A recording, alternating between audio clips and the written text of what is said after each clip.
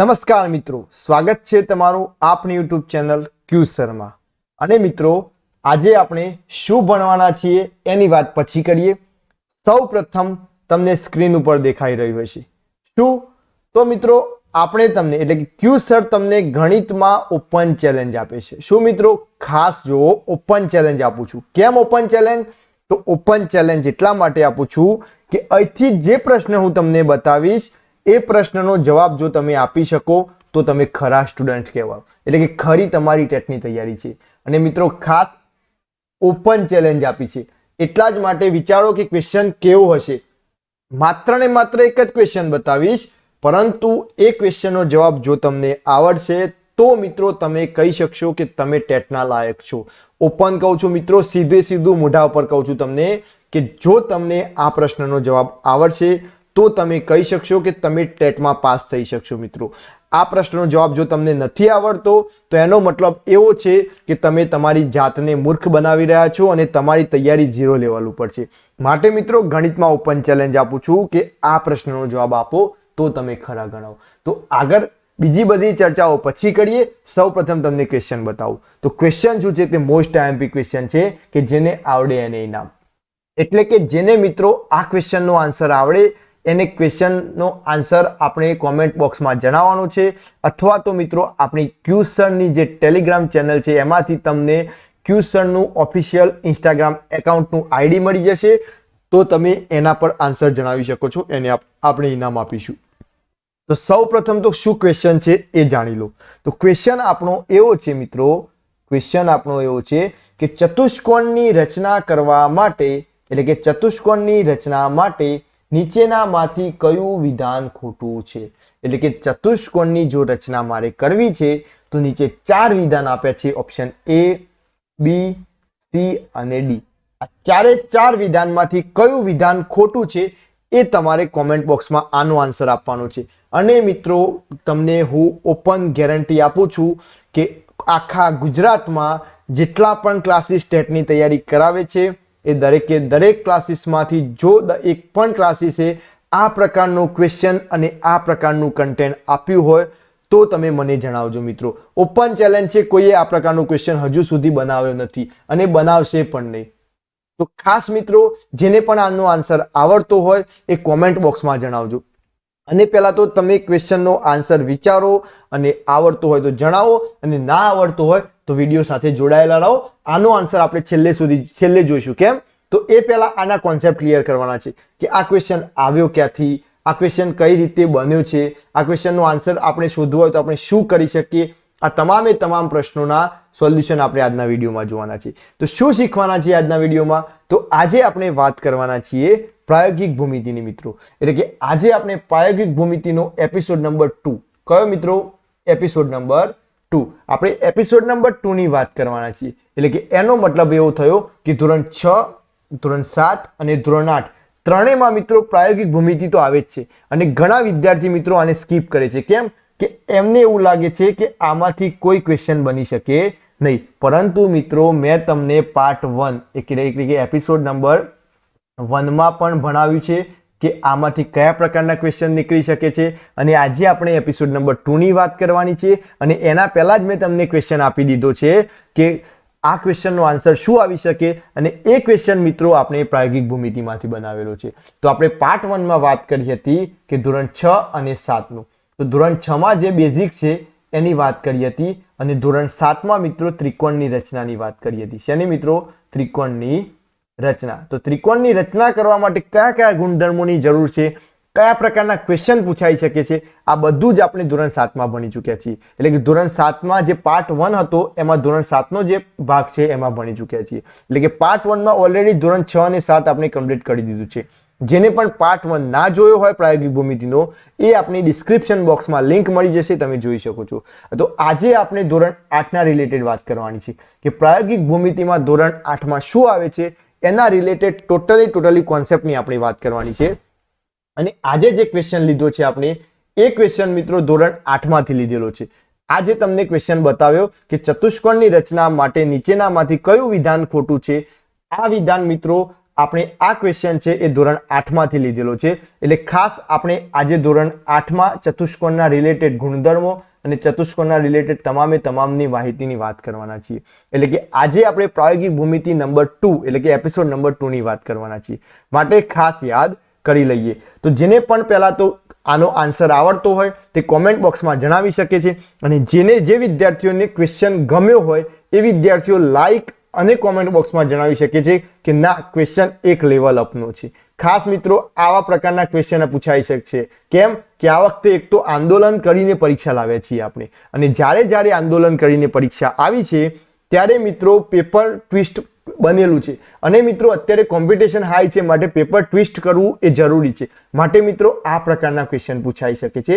ખાસ તમને જે ડિસ્પ્લે પર દેખાતું હોય છે, જેને પણ ના આવડતો હોય તે વિડીયો સુધી જોડાયેલા રહેજો.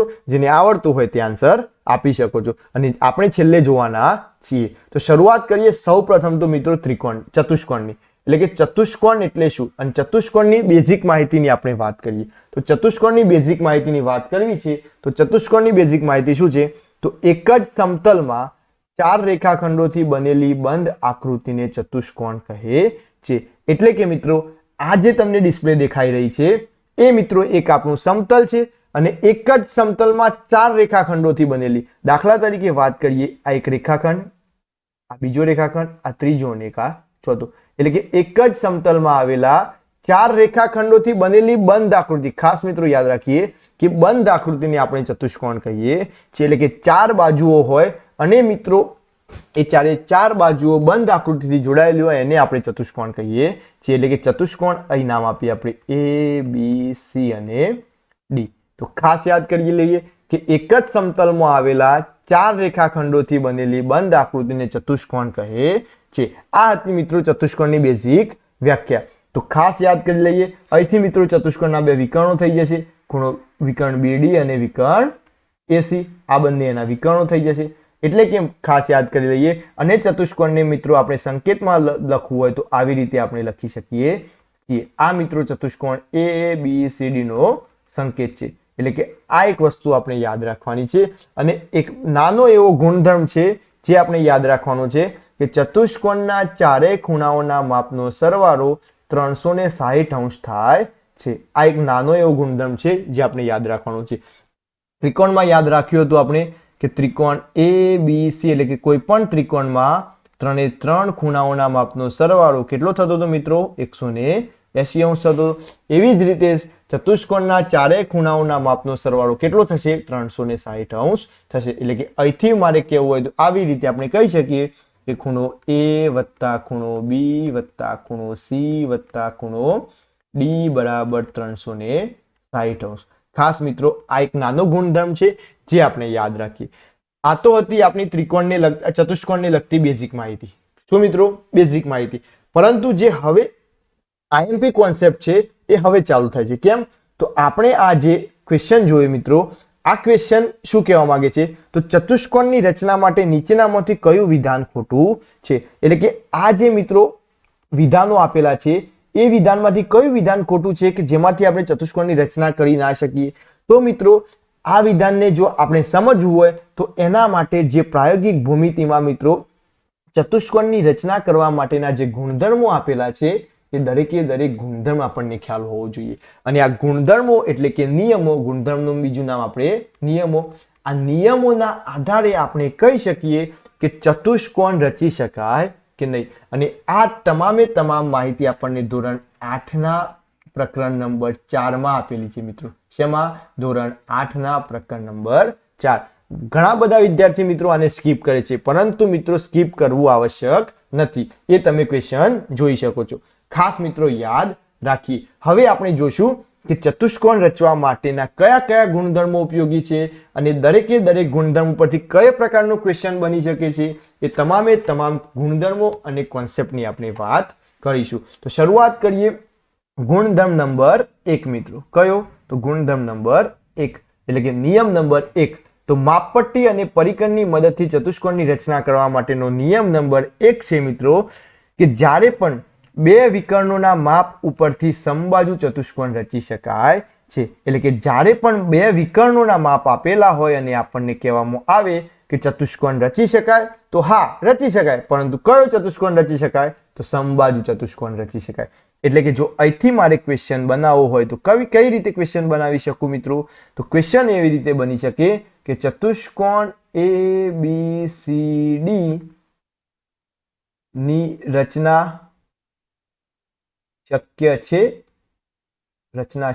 છે, જ્યાં AC બરાબર 4 સેમી અને BD બરાબર 6 સેમી. આવી રીતે મિત્રો આપણને આપી દે કે ચતુષ્કોણ ABCD ની રચના શક્ય છે જ્યાં AC બરાબર 4 સેમી અને BD બરાબર 6 સેમી.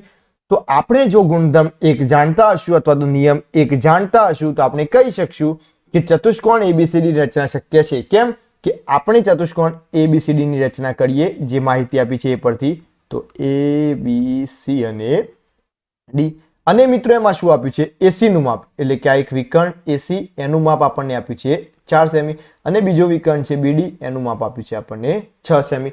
એટલે કે આપણે ગુણધર્મ શીખી ગયા કે જો ચતુષ્કોણમાં બંને વિકર્ણોના માપ આપેલા હોય તો એ બંને વિકર્ણોના માપ ઉપરથી આપણે શું રચી શકીએ? સમબાજુ ચતુષ્કોણ રચી શકીએ. એટલે કે ચતુષ્કોણ તો રચી શકાશે, એટલે કે આનો જવાબ હશે હા. પરંતુ કયો ચતુષ્કોણ? તો સમબાજુ. કયો મિત્રો? સમબાજુ. ખાસ યાદ રાખશું આપણે કે જ્યારે પણ બે વિકર્ણોના માપ આપેલા હશે ત્યારે મિત્રો આપણે સમબાજુ ચતુષ્કોણની રચના કરી શકીશું. આ હતો આપણો ગુણધર્મ નંબર 1, એટલે કે નિયમ નંબર 1. આશા રાખું છું કે તમને નિયમ નંબર 1 ક્લિયર થઈ ગયો હશે. હવે જોઈશું મિત્રો નિયમ નંબર 2, એટલે કે ગુણધર્મ નંબર 2. શું કહેવા માંગે છે ગુણધર્મ નંબર 2? તો બે પાસેની બાજુઓના માપ અને એક ખૂણાઓના માપ પરથી સમાંતર બાજુ ચતુષ્કોણની રચના થાય છે. એટલે કે નિયમ નંબર 2 કહે છે કે જ્યારે પણ બે પાસેની બાજુઓના માપ અને એક ખૂણાનું માપ આપેલું હોય તો આપણે સમાંતર બાજુ ચતુષ્કોણની રચના કરી શકીએ છીએ. આ નિયમ IMP છે જે આપણે યાદ રાખીશું. અહીંથી મિત્રો ક્વેશ્ચન બનાવવો હોય તો કઈ રીતે બની શકે? દાખલા તરીકે આપણને એવું કહે છે કે ચતુષ્કોણ PQRS, ચતુષ્કોણ PQRS રચી શકાય કે નહીં? રચી શકાય? હા કે ના એવું પૂછવામાં આવે જ્યાં આપણને માપ આપી દીધા હોય મિત્રો. શું આપ્યું હોય? તો PQ બરાબર 4.2 સેમી, QR બરાબર 5.5 સેમી અને ખૂણો P બરાબર 60 અંશ. આવા મિત્રો આપણને માપ આપેલા હોય અને એવું પૂછવામાં આવે કે ચતુષ્કોણ PQRS ની રચના થઈ શકે તો આપણે શું કહી શકીશું? જો આપણે નિયમ નંબર 2 જાણતા હોઈશું તો આપણે કહી શકીએ કે PQRS રચી શકાય. કેમ? દાખલા તરીકે આ એક ચતુષ્કોણ છે આપણો PQRS અને આપણને માપ આપેલા છે PQ બરાબર 4.2 સેમી, QR બરાબર 5.5 સેમી અને ખૂણો P બરાબર કેટલો? તો 60 અંશ આપ્યું છે. આ માપ આપણને આપેલા છે. આપણે નિયમ જાણતા હોઈએ કે બે પાસેની બાજુઓ, એટલે કે અહીં મિત્રો આપણને PQ અને QR પાસેની બાજુઓના માપ આપે છે અને એક ખૂણો એટલે કે ખૂણો P આપણને આપ્યો છે 60 અંશ. તો મિત્રો આપણે ચતુષ્કોણની રચના કરી શકીએ. પણ કયો ચતુષ્કોણ? તો મિત્રો સમાંતર બાજુ ચતુષ્કોણ. એટલે કે અહીં મિત્રો જવાબ આવશે હા. અને સાથે સાથે કયો ચતુષ્કોણ? તો સાથે સાથે આપણે કહી શકીએ કે કયો ચતુષ્કોણ રચાશે? તો સમાંતર બાજુ ચતુષ્કોણ રચાશે. ખાસ મિત્રો નિયમ નંબર 2 આપણા માટે મોસ્ટ IMP સાબિત થઈ શકે છે, માટે આપણે યાદ કરી લઈશું. આગળ વાત કરીએ નિયમ નંબર 3 શું કહેવા માંગે છે મિત્રો? તો નિયમ નંબર 3 કહે છે કે પાસેની બે બાજુઓના માપ પરથી, ખાસ યાદ રાખી લઈએ મિત્રો કે પાસેની બે બાજુઓના માપ પરથી લંબચોરસની રચના કરી શકાય છે. એટલે કે જ્યારે આપણને માત્ર ને માત્ર પાસેની બે બાજુઓના માપ આપેલા હોય ત્યારે મિત્રો આપણે કયો ચતુષ્કોણ રચી શકીએ?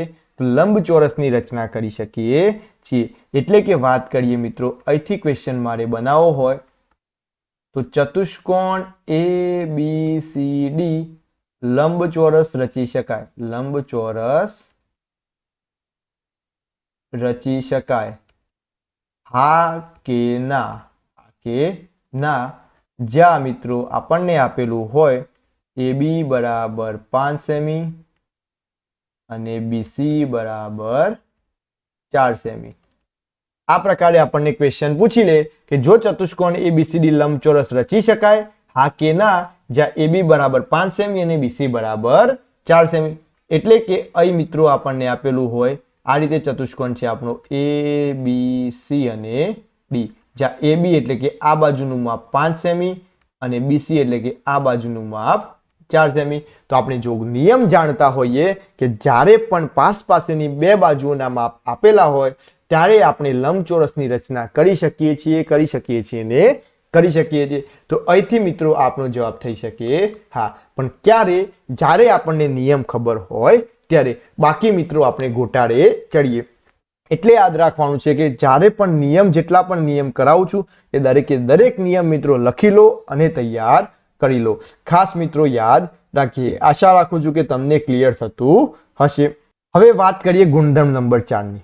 તો ગુણધર્મ નંબર 4 શું કહે છે? એટલે કે નિયમ નંબર 4 છે આપણો, એક બાજુના માપ પરથી ચોરસ રચી શકાય છે. એટલે કે જ્યારે આપણને એમ કહેવામાં આવે કે એક જ બાજુનું માપ આપ્યું હોય ત્યારે મિત્રો આપણે શું રચી શકીએ? તો એક જ બાજુના માપ પરથી આપણે ચોરસ રચી શકીએ. અહીંથી મિત્રો ક્વેશ્ચન બનાવવો હોય તો કઈ રીતે ક્વેશ્ચન બની શકે? તો આપણો ક્વેશ્ચન એવી રીતે નીકળી શકે કે ચતુષ્કોણ PQRS ચોરસ રચાય જ્યાં PQ બરાબર 5.1 સેમી હોય. તો જ્યારે પણ આપણે ગુણધર્મ જાણતા હોઈએ કે એક જ બાજુનું માપ આપ્યું હોય તો આપણે ચતુષ્કોણની રચના કરી શકીએ. પણ કેવો ચતુષ્કોણ? તો ચોરસ. તો આપણે જ્યારે આ ગુણધર્મ જાણતા હોઈશું તો ત્યારે મિત્રો આ સીધો જવાબ આનો આપી શકીશું. અને મિત્રો આ તો આપણે ગુણધર્મ જોઈએ છીએ અને નીચે ક્વેશ્ચન જોઈએ છે એટલે ફટફટ ખબર પડે છે. પરંતુ મિત્રો મેં તમને અગાઉ સૌપ્રથમ ક્વેશ્ચન બતાવ્યો એ પ્રકારે જો આપણે ક્વેશ્ચન જોઈશું વિધાનવાળા તો ટોટલી આપણે કન્ફ્યુઝ થઈ જઈશું. કેમ? હજુ પણ ઘણા મિત્રો એ ક્વેશ્ચનમાં કન્ફ્યુઝ હશે. તો આપણે એનો આન્સર જોઈશું ત્યારે તમને ખબર પડશે કે એમાં કન્ફ્યુઝન કઈ રીતે આવશે. તો આગળ વાત કરીએ 5 નંબરનો નિયમ એટલે કે ગુણધર્મ નંબર 5 મિત્રો. શું કહેવા માંગે છે 5 નંબરનો ગુણધર્મ? તો ચાર બાજુઓના માપ અને એક વિકર્ણના માપ પરથી ચતુષ્કોણ રચી શકાય છે મિત્રો. અગાઉ મિત્રો આપણે જે 1, 2, 3 અને 4 ગુણધર્મો જોયા એ ચાર ગુણધર્મોમાં મિત્રો આપણે એક સ્પેસિફિક ચતુષ્કોણની રચના કરી. એટલે કે સમબાજુ, સમાંતર બાજુ, લંબચોરસ અને ચોરસ.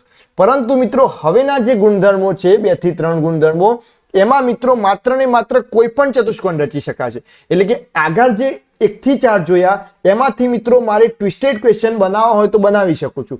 પરંતુ મિત્રો આ જે પાછળના ગુણધર્મો છે 5, 6 અને 7 આ 3 ગુણધર્મો પરથી પણ મિત્રો આપણે ચતુષ્કોણની રચના કરી શકીએ. પરંતુ એમાં સ્પેસિફિક નહીં કહી શકીએ કે આ ચતુષ્કોણ હોય. કોઈ પણ ચતુષ્કોણ રચી શકીએ.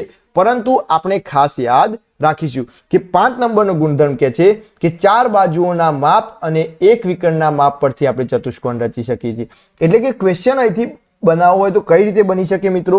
દાખલા તરીકે આપણને કહે છે કે ચતુષ્કોણ ABCD રચાય, હા કે ના આવો પ્રશ્ન પૂછે છે આપણને, જ્યાં આપણને અલગ અલગ માહિતી આપે છે. એટલે કે AB બરાબર 4.5 સેમી, BC બરાબર 5.5 સેમી, CD બરાબર 4 સેમી અને મિત્રો AD બરાબર 6 સેમી અને સાથે સાથે લાસ્ટમાં આપણને કહી દે કે AC બરાબર 7 સેમી. આટલી માહિતી આપણને આપી છે અને એવું પૂછે છે કે ચતુષ્કોણ ABCD રચાય છે. આવું આપણને વિધાન આપી દીધું છે. તો આપણે જ્યારે ગુણધર્મ અથવા તો નિયમ જાણતા હોઈએ કે ચાર બાજુઓના માપ અને એક વિકર્ણનું માપ આપેલું હોય તો પણ આપણે ચતુષ્કોણની રચના કરી શકીએ છીએ. એટલે કે અહીંથી આપણે કાચી આકૃતિ દોરીએ આવી રીતે મિત્રો ABC અને D, જ્યાં AB બરાબર 4.5 સેમી, BC બરાબર 5.5 સેમી, CD બરાબર 4 સેમી, AD બરાબર 6 સેમી અને AC બરાબર 7 સેમી. આ મિત્રો આપણે જાણતા હોઈએ કે નિયમ આપણે જાણીએ છીએ કે ચાર બાજુઓના માપ આપણને આપેલા છે અને એક વિકર્ણનું માપ આપેલું છે એટલે કે AC નું માપ આપ્યું છે. તો મિત્રો આપણે કહી શકીએ કે આ ચતુષ્કોણની રચના થઈ શકે છે. ખાસ મિત્રો આપણે યાદ કરી લઈએ. તો આ જે નિયમ નંબર 5 છે એના પરથી આપણે કહી શકીએ કે ચતુષ્કોણ ABCD રચાય છે, ખાસ યાદ કરી લઈએ। આગળ વાત કરીએ મિત્રો તો ગુણધર્મ નંબર 6 અથવા તો નિયમ નંબર 6। તો નિયમ નંબર 6 શું કહે છે કે 3 બાજુઓના માપ અને 2 વિકર્ણોના માપ પરથી ચતુષ્કોણ રચી શકાય। અહીં મિત્રો આપણને કોઈ પણ ચતુષ્કોણ આપ્યો હોય, આવી રીતનો કોઈ ચતુષ્કોણ છે, એ ચતુષ્કોણમાંથી કોઈ પણ 3 બાજુઓના માપ, દાખલા તરીકે આ એક બાજુ, આ બીજી બાજુ અને આ ત્રીજી બાજુ, અને મિત્રો આપણને એક આ વિકર્ણ અને આ એક બીજો વિકર્ણ, આના માપ આપેલા હોય તો મિત્રો આપણે કહી શકીએ કે આપણે ચતુષ્કોણની રચના કરી શકીએ છીએ। હવે મિત્રો આપણે એક્ઝામ્પલ તમને આપતા નથી કે કઈ રીતે ક્વેશ્ચન બનાવી શકાય। કેમ? તો અગાઉ મિત્રો 5માં આપણે તમને અલગ અલગ એક્ઝામ્પલ આપ્યા છે, જેથી આપણે કહી શકીએ કે આપણે ચતુષ્કોણની રચના કરી શકીએ છીએ। તો નિયમ નંબર 6 યાદ કરી લો કે જ્યારે પણ 3 બાજુઓના માપ અને 2 વિકર્ણોના માપ આપેલા હોય એના પરથી પણ આપણે ચતુષ્કોણની રચના કરી શકીએ છીએ। તો ખાસ મિત્રો જ્યારે પણ આપણને આવી રીતે આપેલું હોય કે કોઈ પણ 3 બાજુ આપી હોય અને 2 વિકર્ણો આપ્યા હોય તો પણ આપણે ચતુષ્કોણ રચી શકીએ છીએ। અને ગુણધર્મ નંબર 7 શું કહેવા માંગે છે મિત્રો? તો ગુણધર્મ નંબર 7 કહે છે કે જ્યારે પણ પાસેની 2 બાજુ અને 3 ખૂણા, મિત્રો ખાસ યાદ રાખી લઈએ કે પાસેની 2 બાજુ અને 3 ખૂણાઓના માપ પરથી ચતુષ્કોણ રચી શકાય છે। એટલે કે કોઈ પણ ચતુષ્કોણ આપણને આપ્યો હોય એમાં મિત્રો આપણને પાસેની 2 બાજુઓ, એટલે કે આ પાસેની 2 બાજુઓ અને મિત્રો કોઈ પણ 3 ખૂણાઓ આપણને માપ આપેલા હોય તો મિત્રો આપણે ચતુષ્કોણની રચના કરી શકીએ છીએ। આ વસ્તુ આપણે ખાસ યાદ કરી લઈએ। કેમ મિત્રો? તો આ 7 નંબરનો ગુણધર્મ પણ યાદ રાખવો જરૂરી છે કે પરીક્ષામાં આપણને 3 બાજુઓના માપ આપેલા હોય અને અથવા તો પાસેની 2 બાજુઓના માપ આપેલા હોય અને 3 ખૂણાઓના માપ આપેલા હોય અને કહી દે કે આ વિધાન સાચું છે ચતુષ્કોણની રચના માટે, હા કે ના, તો આપણે કહી શકવા જોઈએ કે આપણે જાણીએ છીએ ગુણધર્મ નંબર 7 અથવા તો નિયમ નંબર 7 કે પાસેની 2 બાજુ અને 3 ખૂણાઓના માપ પરથી આપણે ચતુષ્કોણની રચના કરી શકીએ છીએ। ખાસ યાદ કરી લઈએ મિત્રો। તો આપણે અહીં 1 થી 7 ગુણધર્મો જોયા કે જેમાં આપણે ચતુષ્કોણની રચનાઓ કરી શકીએ છીએ અને આ 7 ગુણધર્મો તમારે યાદ રાખવાના છે કે એના જ પરથી આપણે તમને અગાઉ બતાવેલો ક્વેશ્ચન યાદ કરી લઈશું। કેમ? તો આ ક્વેશ્ચન હતો। હવે આ ક્વેશ્ચનની ચર્ચા કરીએ મિત્રો। તો ક્વેશ્ચન શું કહેવા માંગે છે? તો ક્વેશ્ચન એવું કહેવા માંગે છે કે ચતુષ્કોણની રચના માટે નીચેનામાંથી કયું વિધાન ખોટું છે? કયું વિધાન ખોટું છે? તો આપણે હમણાં જ જોયું મિત્રો, ઓપ્શન નંબર એ શું કહે છે? જો ચતુષ્કોણ PQRS લંબચોરસ રચાય જ્યાં PQ બરાબર 5 સેમી અને QR બરાબર 4 સેમી, એટલે કે આવું કહેવા માંગે છે ચતુષ્કોણ PQRS એ લંબચોરસ રચાય જ્યાં PQ બરાબર 5 સેમી અને QR બરાબર 4 સેમી। હમણાં જ આપણે જોયું કે જ્યારે પાસેની 2 બાજુઓના માપ આપેલા હોય તો એ ચતુષ્કોણ રચવા માટે રચીએ તો લંબચોરસ જ રચાય છે, એટલે કે ઓપ્શન નંબર એ આપણો સાચો છે। ઓપ્શન નંબર બી શું કહે છે?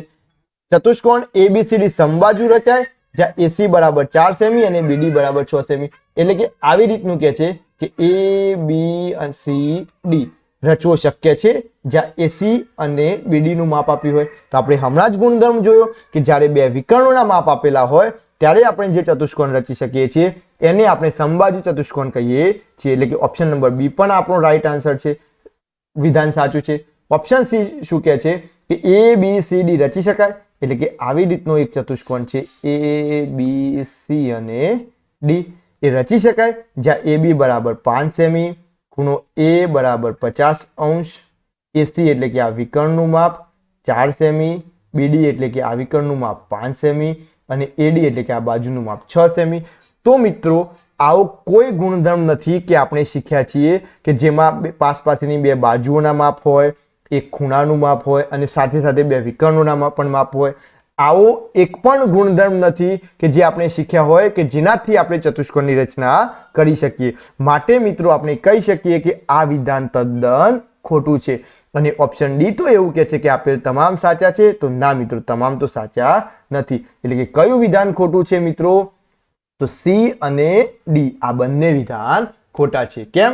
તો ઓપ્શન સી માં એવું કહે છે કે જે આપેલું છે એના પરથી આપણે રચી શકીએ નહીં, અને ઓપ્શન ડી એવું કહે છે કે આપેલ તમામ સાચા છે, તમામ તો સાચા નથી। એટલે કે આપણે કહી શકીએ કે આ બંને વિધાન ખોટા છે। તો ચતુષ્કોણની રચના માટે સી વિધાન ખોટું છે, એટલે કે આપણો રાઈટ આન્સર તો મિત્રો સી જ આવે પરંતુ આ તો કન્ફ્યુઝન કરવા માટે મૂકેલો છે. તો આશા રાખું છું કે તમને આમાં ક્લિયર થઈ ગયું હશે કે ચતુષ્કોણની રચના કરવા માટેના જે ગુણધર્મો છે એ તમામે તમામ ગુણધર્મોથી આપણે આઈએમપી મોસ્ટ આઈએમપી જો ક્વેશ્ચન કાઢવા હોય તો આપણે કાઢી શકીએ છીએ. અને એ ક્વેશ્ચન મેં તમને બતાવ્યા. તો આશા રાખું છું કે તમને ક્લિયર થઈ ગયું હશે. તો જેને પણ ક્લિયર થઈ ગયું હોય તે લાઈક કરો, શેર કરો અને સબસ્ક્રાઇબ કરો અને કોમેન્ટ બોક્સમાં તમારો પ્રતિભાવ જણાવો. મળીશું મિત્રો નેક્સ્ટ વિડીયોમાં.